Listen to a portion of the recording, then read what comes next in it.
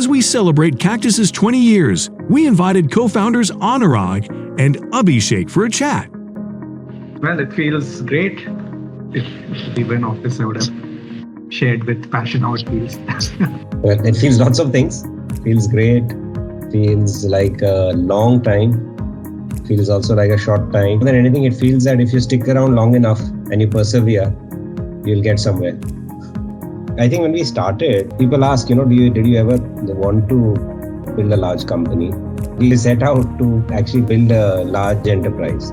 And for the first few years, the question always was that we are addressing such a niche. Can we become large? Is this opportunity large enough? Not many people know this, but we were also one of the first e-learning providers with a platform where, you have the instructor and the student online, right? One-to-one kind of an online platform in 2003, 2002. Because early on, we diversified into a lot of things. I think we diversified too early. So we made a lot of mistakes early on, and then we focused. With focus, we got success in one vertical, and then we expanded into other verticals. To answer your question, yeah, we always wanted to build. I mean, a lot of the philosophy that went into building, there were these books that if folks haven't read by an author called Jim Collins, called Build to Last, Good to Great. A lot of those philosophies we kind of imbibed and we tried to implement. And we always thought of this as a company that would outlive all of us. But I think there was the dichotomy we lived with, right? There was this side that was worried that, is the market large enough? Can we do it? But on the other side, we were actually building the company like it would last forever. In 2003, in the walls of in one of the rooms in our house, the entire wall was covered by flip charts, and we answered 20 questions from a book that spoke about visioning. And there were many questions there that required a very, very hard think about the future. I remember one of the questions there were, what are the potential risks to the business? And at that point, we were working only in Japan, and we said, what if Japan has a major earthquake? And it seemed far off, right? We wrote foreign exchange, currency risks, because we'll be working globally, interacting with customers. So we were operating really in this dichotomy that we were building for the extreme long term, but we were worried, will we survive the next few years? So I'm always the idealistic one. So I've always thought that we would get there, we'd solve the problems. So in fact, some of the early conversations that I would have would be around,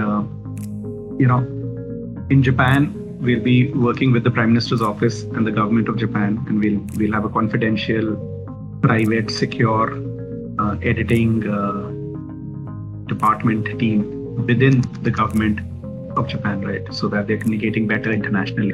But these were all ideas. Many ideas that we had materialized. Many of the ideas, of course, didn't get anywhere.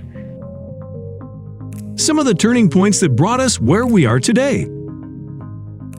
So at some point, we started feeling that we will be able to scale from the demand side, but it seemed impossible to scale from the supply side. It was impossible to find folks who were interested in editing as a career and motivate them, have them excited about this as an opportunity.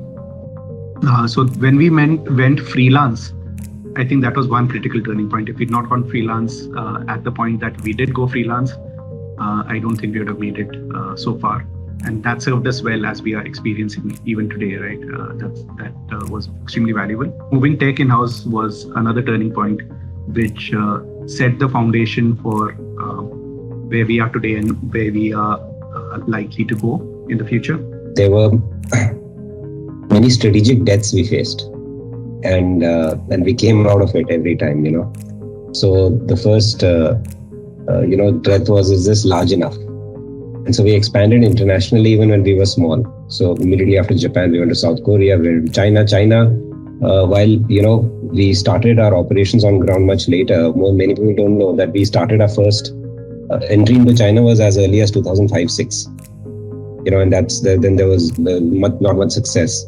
So that was, in a way, a strategic death. If we had not expanded geographically fast enough, we wouldn't have been where we are today, a leader in at least one segment, right? The other was, I remember when we moved to freelancing, there was this point of time where We were doing both in-house and freelancing together parallelly because we didn't know how good freelancing would work. And as we are freelancing, the question really became that, okay, if this is possible to do in a freelance way, what is the need for a company to do this? And the freelancer is doing the bulk of the work. And so there was around that time, again, a lot of fear as to, okay, will we survive? I think further down, when the publishers started getting into our business, and the question there was, okay, publishers are getting into our business, they're offering the same services to authors. And the authors will naturally prefer the publishers because that's where the home for the manuscript is. Will we survive that? It's not as if we know now what we're going to be 5 years from now. Maybe 5 years you might have an idea. 10 years from now, we don't know. But how do you deal with the challenges, the opportunities, the competition? How do you deal with a lot of that and come out victorious kind of every time? I think that we've been able to do very well. And we will continue to do that very well, moving ahead. So I'll just close out with one comment. I think I'm most excited about our purpose, which many people might not know that it's just 2 years old.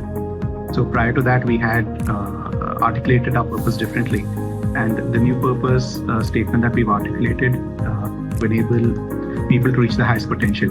I think that is what I believe will take us to 100 and beyond.